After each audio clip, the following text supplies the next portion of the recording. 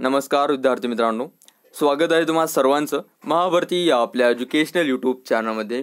मित्रांनो, पिंपरी चिंचवड महानगरपालिकेच्या एक्झामसाठी अवघ्या 2 आठवड्याचा कालावधी उरलेला आहे।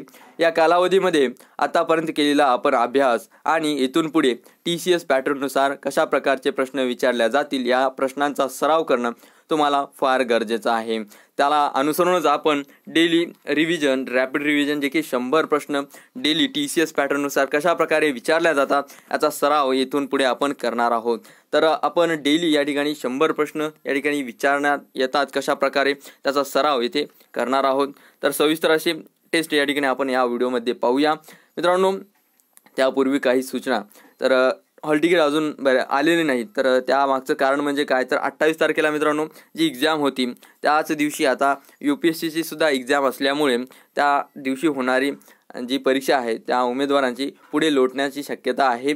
त्यामुळे हॉल तिकीट येण्यामध्ये या ठिकाणी थोडा वेळ लागत आहे, परंतु लक्षात द्या एक्झाम ही फक्त 28 तारखेचे ज्या उमेदवारांचे पेपर आहेत त्याला वगळून सर्वांचे त्याच तारखांमध्ये होणार आहे। त्याबाबत काही एक संभ्रम बाळगू नका, ठीक आहे। 28 तारखेमध्ये होणाऱ्या उमेदवारांच्या परीक्षेसंदर्भात सुद्धा लवकरच निकाल लागला जाईल। जसे अपडेट येईल त्या प्रमाणात तुमच्यापर्यंत ते पोहोचवल्या जाईल। मित्रांनो, टेलिग्राम ग्रुप जॉईन व्हा, तिथे तुम्हाला सर्व अपडेट्स वेळोवेळी पाहायला मिळतील। तर पहा आपला रॅपिड रिव्हिजन सराव 100 प्रश्नांचा। यामध्ये पहिला प्रश्न, पिंपरी चिंचवड महानगरपालिकेची स्थापना केव्हा झाली? तर याचं योग्य उत्तर आहे 11 ऑक्टोबर 1982 साली पिंपरी चिंचवड महानगरपालिकेची स्थापना झाली। लक्षात द्या मित्रांनो, IBPS हे बहुतांश करून हे स्थानिक लेवलचे प्रश्न विचारतात, परंतु TCS पॅटर्ननुसार सुद्धा काही प्रश्न विचारल्या जाऊ शकतात। त्यामुळे स्थानिक प्रश्नांचा सुद्धा तुम्ही सराव करणं फार गरजेचं आहे, ठीक आहे। पुढचा प्रश्न पहा, पिंपरी चिंचवड शहरांमधून वाहणाऱ्या प्रमुख नद्या कोणत्या? तर मुळा, पवना आणि इंद्रायणी या प्रमुख नद्या पिंपरी चिंचवड शहरांमधून वाहतात। पिंपरी चिंचवड शहरातील लोकसंख्येची घनता किती? तर 9770 प्रति चौरस किमी एवढी लोकसंख्येची घनता पिंपरी चिंचवड शहरांमध्ये आहे। त्यानंतर पहा पुढचा प्रश्न, गेटवे ऑफ इंडिया कोणाच्या स्वागतासाठी बांधण्यात आले होते?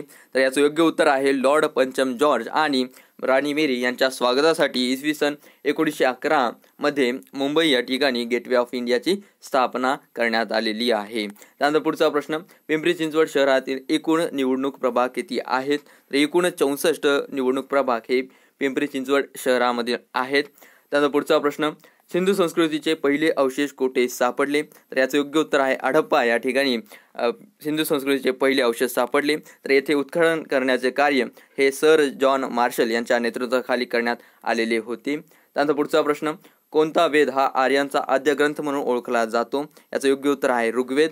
ऋग्वेदास आर्यांचा आद्य ग्रंथ म्हणून ओळखले जाते। लक्षात द्या एकूण 4 ग्रंथ आहेत, ऋग्वेद, यजुर्वेद, सामवेद आणि अथर्ववेद। त्यानंतर पुढचा प्रश्न, मौर्य साम्राज्याची राजधानी कोणती होती? त्याचं योग्य उत्तर आहे मगध ही मौर्य साम्राज्याची राजधानी होती। मौर्य साम्राज्याचा संस्थापक कोण? तर चंद्रगुप्त मौर्य हे मौर्य साम्राज्याचे संस्थापक होते। त्यानंतर पुढचा प्रश्न, गुप्त घराण्याचा संस्थापक कोण होता? तर याचं योग्य उत्तर आहे श्रीगुप्त हा गुप्त घराण्याचा संस्थापक होता। त्यानंतर पुढचा प्रश्न, दिल्लीच्या सुलतानपदी बसणारी पहिली आणि एकमेव स्त्री कोण होती? तर रजिया सुलतान ही दिल्लीच्या सुलतानपदी बसणारी पहिली महिला होती। मित्रांनो, रजिया सुलतानचे वडिलांचे नाव हे इल्तुमिश हे होते। त्यानंतर पुढचा प्रश्न, आग्रा येथे ताजमहाल कोणी बांधले? तर याचं योग्य उत्तर आहे शहाजहान यांनी आग्रा येथे ताजमहाल बांधलेले होते। शहाजहानचे वडील जहांगीर होते आणि शहाजहानची पत्नी हे मुमताज महल होती। त्यांच्या स्मृतिप्रित्यर्थ आग्रा येथे ताजमहल बांधण्यात आलेले आहे। त्यानंतर पुढचा प्रश्न, स्वराज्याची पहिली राजधानी कोणती होती? तर याचं योग्य उत्तर आहे रायगड ही स्वराज्याची राजधानी होती। त्यानंतर पुढचा प्रश्न, शिवरायांचा गुप्तहेर खात्याचे प्रमुख कोण होते? तर याचं योग्य उत्तर आहे बहिर्जी नाईक हे शिवरायांच्या गुप्तहेर खात्याचे प्रमुख होते। त्यानंतर पुढचा प्रश्न, बुद्धभूषण या नावाचा ग्रंथ संस्कृत ग्रंथ डॅडॅश यांनी लिहिला? तर याचं योग्य उत्तर आहे संभाजी महाराज यांनी बुद्धभूषण हा संस्कृत ग्रंथ लिहिला होता। तर मित्रांनो, संभाजी महाराजांचा जन्म हा 14 मे 1656 साली झालेला होता। त्यानंतर त्यांचा मृत्यू जो आहे तो 11 मार्च 1689 साली झालेला होता. तर हे जवळपासचे प्रश्न जे आहेत काही कालावधीमध्ये झालेली घटना या महिन्यामध्ये त्या सर्व महत्त्वाच्या आहेत, त्यामुळे त्यांच्यावर आधारित प्रश्न येण्याची जास्तीत जास्त संभावना आहे, त्यामुळे त्यांच्यावर भर द्या. त्यानंतर पुढचा प्रश्न, अमेरिकेचे पहिले राष्ट्राध्यक्ष कोण होते? तर याचं योग्य उत्तर आहे जॉर्ज वॉशिंग्टन. फॉरवर्ड ब्लॉक या स्वतंत्र पक्षाची स्थापना कोणी केली? तर याचं योग्य उत्तर आहे सुभाषचंद्र बोस हे फॉरवर्ड ब्लॉक या स्वतंत्र पक्षाची स्थापना केली होती. लक्षात द्या, सुभाषचंद्र बोस यांनी राष्ट्रीय सभेतून वेगळी अशी सभा या ठिकाणी वेगळा असा पक्ष स्थापन करण्याच्या उद्देशाने या पक्षाची स्थापना केलेली होती. त्यानंतर पुढचा प्रश्न, महात्मा गांधींचे वर्णन एका माणसाचे सैन्य म्हणजेच वन मॅन आर्मी असे कोणी केले होते? तर याचं योग्य उत्तर आहे लॉर्ड माउंटबॅटन यांनी महात्मा गांधींचे वर्णन एका माणसाचे सैन्य असे केले होते.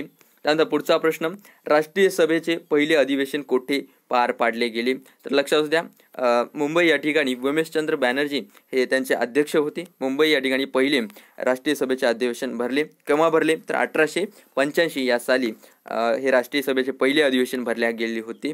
त्यानंतर पुढचा प्रश्न, भारत स्वतंत्र झाल्यानंतर शेवटचे परकीय कोण? तर लक्षात द्या, परकीय म्हणजेच शेवटी भारतातून निघून जाणारे म्हणजे पोर्तुगीज हे होते. ठीक आहे, तर लक्षात द्या, जे राष्ट्रीय सभेचे प्रश्न आहेत त्यामध्ये बहुतांश प्रश्न हे हमखास विचारले जातात. पहिले अधिवेशन केव्हा भरले किंवा एखाद्या अधिवेशनाचे अध्यक्ष कोण होते किंवा या संदर्भातील सर्व प्रश्न विचारले जातात. त्यामुळे राष्ट्रीय सभेशी निगडीत सर्व प्रश्न तोंडपाठ करणं अनिवार्यच आहे. त्यावरचे एक ना एक प्रश्न हमखास TCS मार्फत विचारल्या जातोच. त्यानंतर पुढचा प्रश्न पहा, कैसरे हिंद ही पहिली पदवी कोणाला मिळाली? तर लक्षात द्या, पंडिता रमाबाई यांना कैसरे हिंद ही पदवी मिळाली. त्यानंतर महात्मा गांधी यांना सुद्धा ही पदवी मिळालेली होती, हे लक्षात असू द्या. त्यानंतर पुढचा प्रश्न, आर्य समाजाची स्थापना कोणी केली? तर स्वामी दयानंद सरस्वती यांनी आर्य समाजाची स्थापना केली. तर केव्हा केली म्हटलं तर सांगा, 10 एप्रिल 1875 साली आर्य समाजाची स्थापना केली गेली. त्यानंतर पुढचा प्रश्न, विधवा पुनर्विवाह कायद्याला मान्यता कोणी दिली? तर लॉर्ड डलहौसी यांनी विधवा विवाह पुनर्विवाहास या ठिकाणी मान्यता दिलेली होती. त्यानंतर पुढचा प्रश्न, डॉक्टर आत्माराम पांडुरंग तरखडकर यांनी मुंबईमध्ये प्रार्थना समाजाची स्थापना कधी केली? तर याचं योग्य उत्तर आहे 31 मार्च 1867 साली आत्माराम पांडुरंग तरखडकर यांनी मुंबईमध्ये प्रार्थना समाजाची स्थापना केली होती. त्यानंतर पुढचा प्रश्न, मुंबईचा अनभिषिक्त सम्राट म्हणून कोणास म्हटले जाते? तर नाना जगन्नाथ शंकर शेठ यांना मुंबईचा अनभिषिक्त सम्राट म्हणून ओळखले जाते. त्यासोबतच मुंबईचा सिंह म्हणून कोणास ओळखले जाते? तर फिरोजशाह मेहता यांना मुंबईचा सिंह म्हणून ओळखल्या जाते. त्यानंतर पुढचा प्रश्न, यशवंतराव चव्हाण यांचे आत्मचरित्र कोणते? तर याचं योग्य उत्तर आहे कृष्णाकाठ. लक्षात द्या मित्रांनो, मुंबई संदर्भात जेवढे प्रश्न आहेत ते IMP प्रश्न तुम्ही पाठ करून घ्या. त्यावरती भरघोस असे प्रश्न हमखास विचारल्या जातात. त्यानंतर जे महत्त्वाचे पुस्तक आहेत किंवा त्यांचे आत्मचरित्र आहेत महत्त्वाच्या माणसांचे, त्यांचे सुद्धा नावं या ठिकाणी विचारल्या जातात, त्यामुळे त्यांच्यावर अधिकाधिक भर द्या. त्यानंतर राष्ट्रीय युवा दिवस केव्हा साजरी केला जातो? तर त्याचं योग्य उत्तर आहे 12 जानेवारी. 12 जानेवारी जे दिनांक आहे ते आहे स्वामी विवेकानंद यांचं. 12 जानेवारी 1863 रोजी त्यांचा जन्म झाला होता, त्यामुळे त्यांच्या जन्माला आधारित राष्ट्रीय युवा दिवस भारतामध्ये साजरा केला जातो. त्यानंतर पुढचा प्रश्न, नथुला खिंड कोणत्या राज्यात आहे? तर याचं योग्य उत्तर आहे सिक्कीम. कांचनगंगा हे शिखर कोणत्या राज्यात आहे? तर सिक्कीम राज्यातच कांचनगंगा शिखर आहे.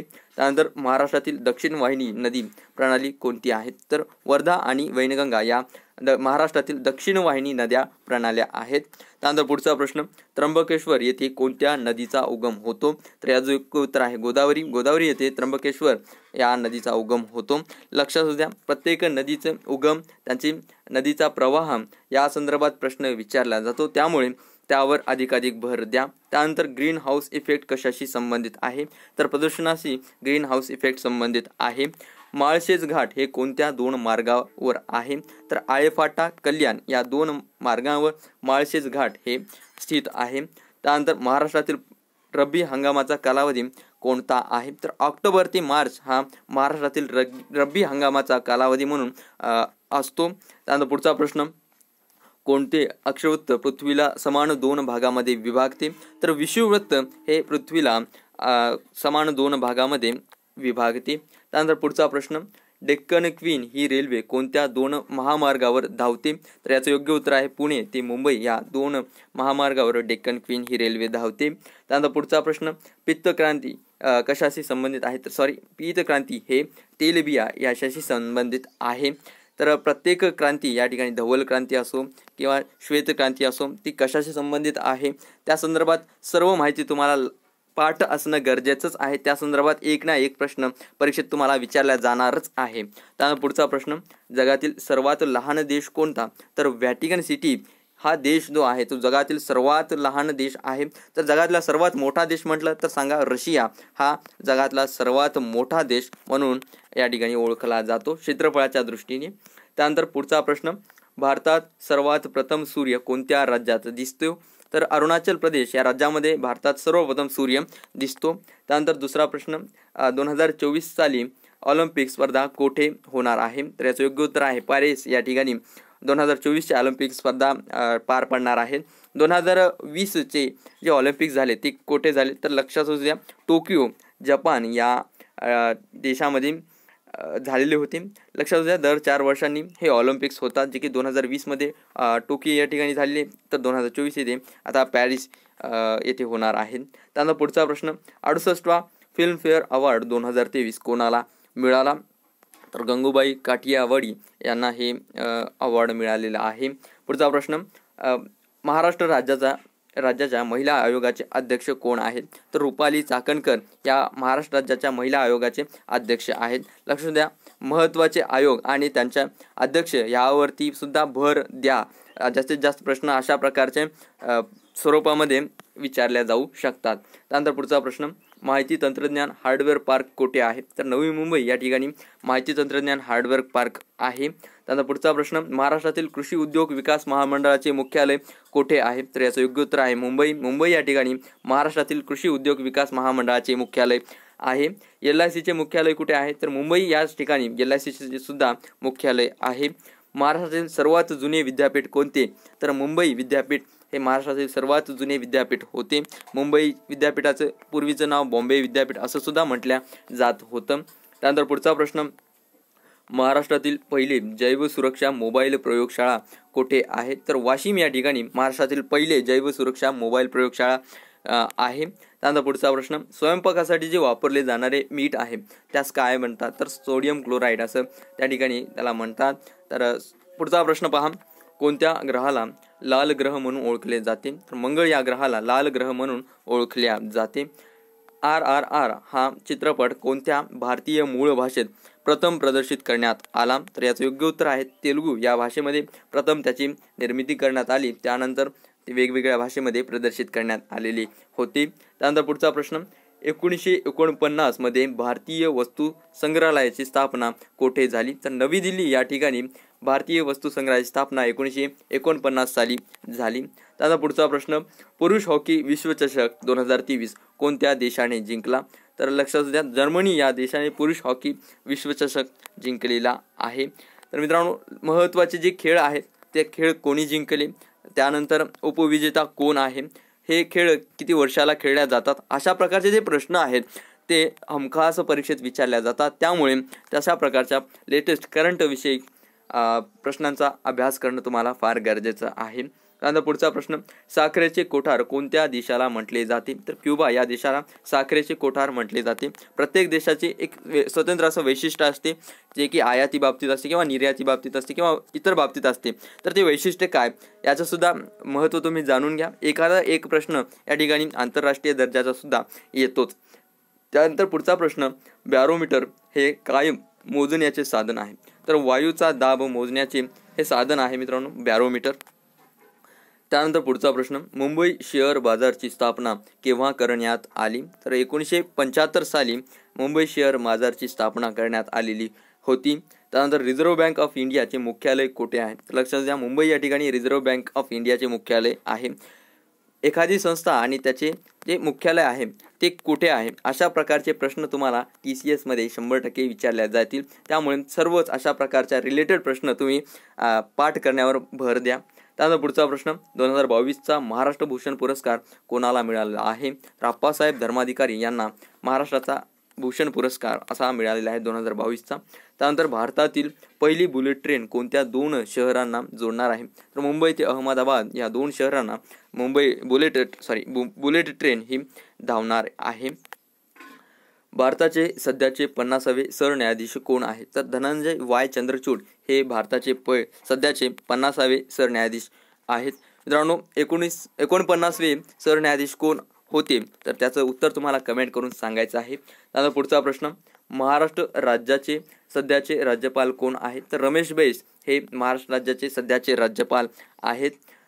त्यानंतर राज्य महामंडळ बस प्रवासामध्ये महिलांना तिकीट दरात किती टक्के सूट देण्यात आलेली आहे? तर 49% सूट या ठिकाणी एकूण तिकीट दरापैकी महिलांना देण्यात येत आहे महाराष्ट्र राज्य महामंडळ बस प्रवासामध्ये. त्यानंतर पुढचा प्रश्न, महिला IPL 2023चा किताब कोणी जिंकला? तर मुंबई इंडियन्स हे महिला IPL 2023चा किताब जिंकणारे ठरलेले आहेत. त्यानंतर पुढचा प्रश्न, G20 बैठकीचे यावर्षीचे घोषवाक्य काय आहे? तर वसुधैव कुटुंबकम हे G20 बैठकीचे घोषवाक्य आहे. या ठिकाणी G20 चे मेजबानी कोण करणार आहे? तर भारत हा देश या ठिकाणी करत आहे. वेगवेगळ्या शहरांमध्ये G20 चे बैठका या पार पाडत आहेत भारतामध्ये. लक्षात घ्या मित्रांनो, महत्त्वाचे जे आतापर्यंत चालू आहेत वेगवेगळ्या आंतरराष्ट्रीय स्तरावर G20 G7 जे बैठका आहे त्या संदर्भात प्रश्न तुम्हाला विचारल्या जाऊ शकतात. त्यामुळे त्यांचा सराव करा. म्हणजेच या ठिकाणी G20 बैठकीचे यावर्षीचे घोषवाक्य वसुधैव कुटुंबकम आहे. तर जी मेजबानी आहे G20 बैठकीची ती भारत हा देश करणार आहे. त्यानंतर पुढचा प्रश्न, पहिली महिला महाराष्ट्र केसरी स्पर्धा कोणी जिंकली आहे? तर प्रतीक्षा बागडी यांनी पहिली महाराष्ट्र केसरी स्पर्धा जिंकलेली आहे, जी की महिला कॅटेगरीतून आहे. त्यानंतर 96वे अखिल भारतीय मराठी साहित्य संमेलन कोठे पार पडले? तर वर्धा या ठिकाणी 96वे अखिल भारतीय मराठी साहित्य संमेलन पार पाडले. त्यानंतर पुढचा प्रश्न, जागतिक महिला बॉक्सिंग 2023 यामध्ये सुवर्ण पदक कोणी जिंकले? तर लवलीना बोर्गे हेन यांनी जागतिक महिला बॉक्सिंग 2023 मध्ये सुवर्ण पदक जिंकले आहे.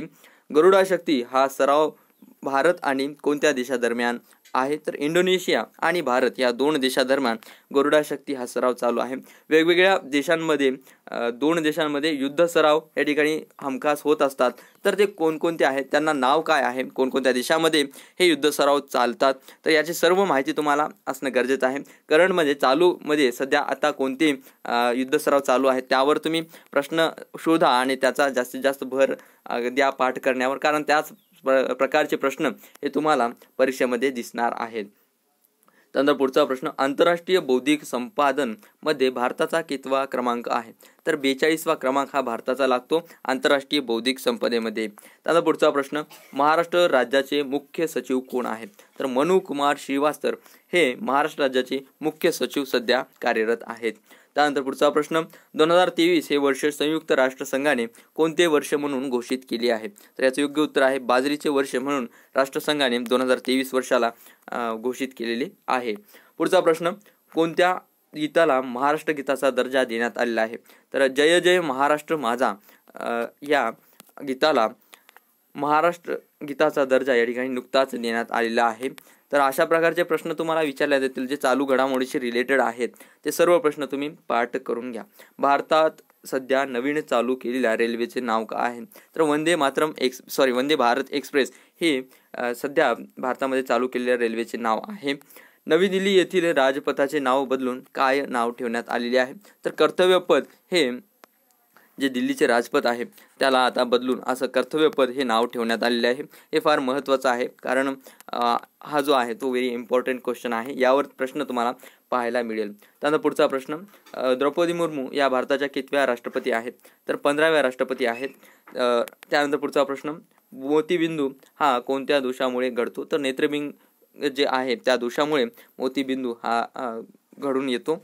डायलिसिस उपचार पद्धती कोणत्या आजारात केली जाते? तर मूत्रपिंडाच्या आजारात डायलिसिस उपचार पद्धती वापरल्या जाते.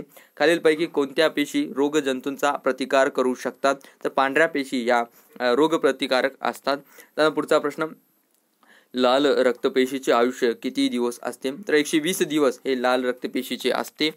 चिकनगुनियाचा कशामुळे होतो? चिकनगुनिया हा विषाणू यामुळे होतो. त्यानंतर पुढचा प्रश्न, ग्लुकोमिया कोणत्या अवयवास होतो? लक्षात द्या, डोळे या अवयवास ग्लुकोमिया हा आजार घडून येतो. गाजरामध्ये कोणते जीवनसत्व असते? तर अजीवनसत्व गाजरामध्ये असते. मित्रांनो, जेवढे जीवनसत्व आहेत ते कशासाठी आहेत, त्याच्या कमतरतेमुळे काय रोग होतो याची सर्व माहिती तुम्हाला असणं गरजेचं आहे. त्यावरती एक ना एक प्रश्न हा विचारला जातोच. त्यानंतर पुढचा प्रश्न, हत्ती रोग कशामुळे होतो? तर क्युलेक्स डास चावल्याने या ठिकाणी हत्ती रोग होतो.